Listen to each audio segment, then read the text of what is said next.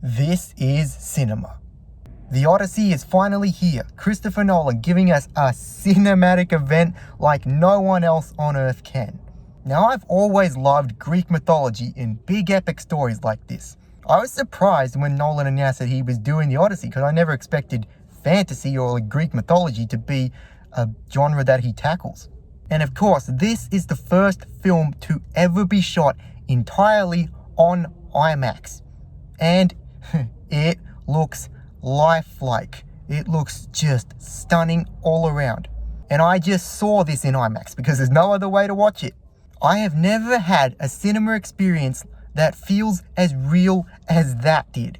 Not just the big screen and the visuals, but also just the sound. The entire movie, I felt like I was there. And even with Ludwig Göransson's music score, I didn't feel like I was hearing music. I felt like I was hearing just sound of the world. And this is a long movie, of course, nearly 3 hours. But it needs to be that long because the Odyssey is such a big story. I was invested for the entire runtime. It didn't feel long, it didn't feel like a drag. And of course, Christopher Nolan is the master of non-chronological storytelling. All of his movies do that. But this movie's non-chronological structure wasn't jarring like it was in Oppenheimer. I really liked that this one actually spent a lot more time in linear sequences. And this movie is very accurate to the Odyssey. It has all of the iconic scenes from the original story. I was watching it going, oh yes, here's that part. This is what's going to happen now. But as Nolan likes to ground things in reality, this movie did feel very realistic, but also it's in a Greek mythology world.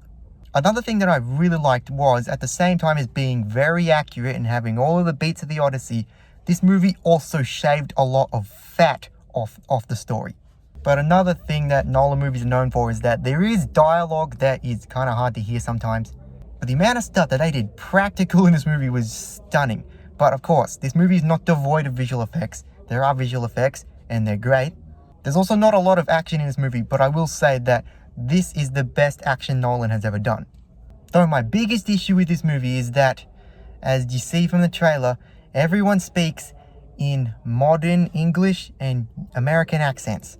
Nolan's explanation was that he wanted it to be emotional, not intelligent drama, and he wanted it to appeal to modern audiences, and he said it may come back to bite him. And he was right about that. It just didn't work. It just sounded wrong.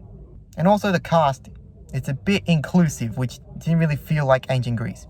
But of course, the cast is star-studded and incredible. Matt Damon is an incredible lead actor. You are driven along with Odysseus through this perilous journey. You are rooting for him to get home. And it's not just a physically hard journey. No, Matt Damon really draws you into this psychological journey for him. I love Tom Holland. He's one of my favorite actors. And this is the last time that he can play a character like this. Coming of age. He had a bigger role than I thought. Anne Hathaway was exceptional. There are so many emotional scenes where it feels so real. Robert Pattinson is absolutely despicable in this. He's great at it. But there are 3 casting choices in this movie that are just awful.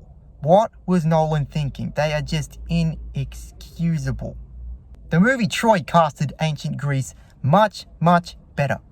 The Odyssey was absolutely worth it.